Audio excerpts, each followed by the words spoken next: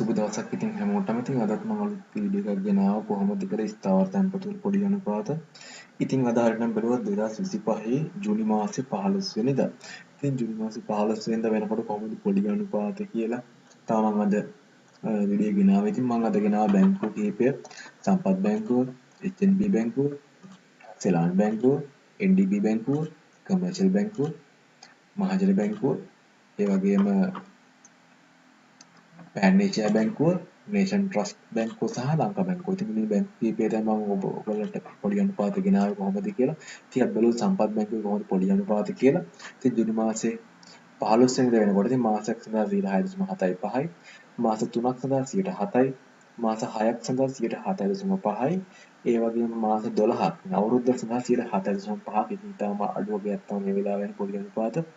7.5ක් විතර තමයි පොඩි අනුපාත සම්පත් බැංකුවේ. ඒ වගේම මාස 13ක් සඳහා කල්පිරීමේදී 7.5ක පොඩි අනුපාතයක් සහ අවුරුදු 5ක් සඳහා 11.5ක පොඩි අනුපාතයක් තමයි සම්පත් බැංකුවේ ගෙවන්නේ. ඉතින් මේ විදිහට තමයි පිළිවෙලින් මාස අවුරුදු සඳහා පොඩි අනුපාත ගෙවන්න සම්පත් බැංකුවේ. ඉතින් මේ පේන ඇති ඔයාලට කොහොමද පොඩි අනුපාත කියලා 2025 ජූනි මාසේ 15 වෙනිදාට. ඉතින් අපි ඊළඟට බැලුවොත් HNB බැංකුව කොහොමද පොඩි අනුපාතය කියලා. ඉතින් මාසයක් සඳහා 6.75යි, මාස 3ක් සඳහා 7යි, මාස 6ක් සඳහා 7.2යි, මාස 12ක් සඳහා සම්පත් බැංකුවේ වගේම 7.5ක පොඩි අනුපාතයක් තමයි ගෙවන්නේ HNB බැංකුව මේ වෙලාවේ. ඉතින් තාමත් අඩු වගේක් තමයි පොඩි අනුපාතයක් මේ වෙලාවේ ගෙවන්නේ. ඒ වගේම අවුරුදු 5ක් සඳහා බැලුවොත් 11.5ක පොඩි අනුපාතයක් ගෙවන සම්පත් බැංකුව වගේම HNB බැංකුවේ. ඉතින් අපි ඊළඟට බලමු සෙලාන් බැංකුව කොහොමද පොඩි අනුපාත කියලා. මාස 3ක් සඳහා 6.5යි, මාස 6ක් සඳහා 6.75යි, අවුරුද්දක් සඳහා 7ක පොඩි අනුපාතයක් තමයි සෙලාන් බැංකුවේ ගෙවන්නේ. ඒ වගේම බැලුවොත් අවුරුදු 5ක් සඳහා 10.5ක පොඩි අනුපාතයක් ගෙවනවා සෙලාන් බැංකුව කල්පිරීමේදී.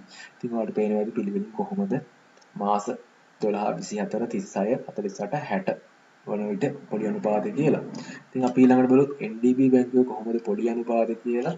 ස්ථාවර තැන්පතු සඳහා මාසයක් සඳහා 6.5යි, මාස 3ක් සඳහා කල්පිරීමේදී 6.75යි, මාස 6ක් සඳහා 7යි, ඒ වගේම අවුරුද්දක් සඳහා 7.2.5ක් පොඩි අනුපාතයක් ගෙවනවා NDB බැංකුව. ඉතින් එයාලා පේනද පිළිවෙලින් කොහොමද මාසිකව සහ කල්පිරීමේදී පොඩි අනුපාත වගේම අවුරුදු පතා ඇනුවලි කොහොමද පොඩි අනුපාත කියලා අවුරුදු 3 4 5. ඉතින් අවුරුදු 5ක් සඳහා නම් 1.2.5ක පොඩි අනුපාතයක් ගෙවනවා කල්පිරීමේදී NDB බැංකුව. ඊළඟට බැලුවොත් කමර්ෂල් බැංකුව කොහොමද පොඩි අනුපාතය කියලා.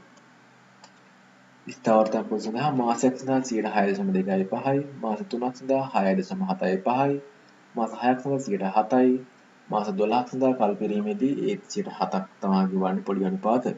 ඊළඟට බැලුවොත් අපි අවුරුදු 5ක් සඳහා 10ක පොඩි අනුපාතයක් ගෙවනවා කමර්ෂල් බැංකුව. ඉතින් පේනවා ඇති ඔයාලට කොහොමද පොඩි අනුපාත. මේ විදිහට තමයි පොඩි අනුපාත තියෙන්නේ කමර්ෂල් බැංකුවේ ජූනි මාසේ 15 වෙනිදා වෙනකොට. ඉතින් අපි බලුවොත් ඊළඟට මහජන බැංකුව කොහොමද පොඩි අනුපාතය කියලා. මාසයක් සඳහා 5.75යි, මාස 3ක් සඳහා 6.2යි, මාස 6ක් සඳහා 6.5යි, අවුරුද්දක් සඳහා 6.75ක පොඩි අනුපාතයක් ගෙවන්නේ මහජන බැංකුව. වගේම අවුරුදු 5ක් සඳහා නම් 7.75ක පොඩි අනුපාතයක් ගෙවනවා මහජන බැංකුව. ඉතින් මම ඉක්මන් කරලා යන්නේ වීඩියෝ එක ඔයාලට ඉක්මනින් විස්තර ටික දැනගන්න පුළුවන් නිසා. ඉතින් අපි ඊළඟට බලුවොත් පෑන් බැංකුව කොහොමද කියලා. මාසයක් සඳහා 6.7යි, 6.5යි, මාස 3 සඳහා 6.75යි, මාස 6ක් සඳහා කල්පිරීමේදී 7යි, ඒ වගේම අවුරුද්දක් සඳහා කල්පිරීමේදී 7.5ක පොඩි අනුපාතයක් ගෙවනවා පෑන් බැංකුව. ඒ වගේම මාස 13 සඳහා නම් 7.5ක පොඩි අනුපාතයක් තමයි ඒත් ගෙවන්නේ. ඉතින් ඔයාලට පේනවා ඇති හැම බැංකුවක්ම උඩරිම 7.5ක පොඩි අනුපාතයක් තමයි මේ වෙනකොට අවුරුද්ද සඳහා පොඩි අනුපාත විදිහට ගෙවන්නේ ස්ථාවර තැන්පතුවක් සඳහා. ඉතින් අපි ඊළඟට බලුවොත් නේෂන් ට්‍රස්ට් බැංකුව කොහොමද කියලා. මාසයක් සඳහා 6.2.5යි, මාස 3ක් සඳහා 6.7.5යි, මාස 6ක් සඳහා 7යි, අවුරුද්දක් සඳහා 7.2.5ක පොඩි අනුපාතයක් ගෙවනවා නේෂන් ට්‍රස්ට් බැංකුව. ඒ වගේම අවුරුදු 5ක් සඳහා නම් 10ක පොඩි අනුපාතයක් තමයි ගෙවන්නේ. අපි ඊළඟට බලුවොත් අවසානයේ විදිහට ලංකා බැංකුව කොහොමද පොඩි අනුපාත ගෙවන්නේ කියලා. මාසයක් සඳහා 5.75යි, මාස 3ක් සඳහා 6.2.5යි, මාස 6ක් සඳහා 6.5යි, ඒ වගේම අවුරුද්ද සඳහා 6.75ක පොලි අනුපාතයක් ගෙවනවා කල්පිරීමේදී.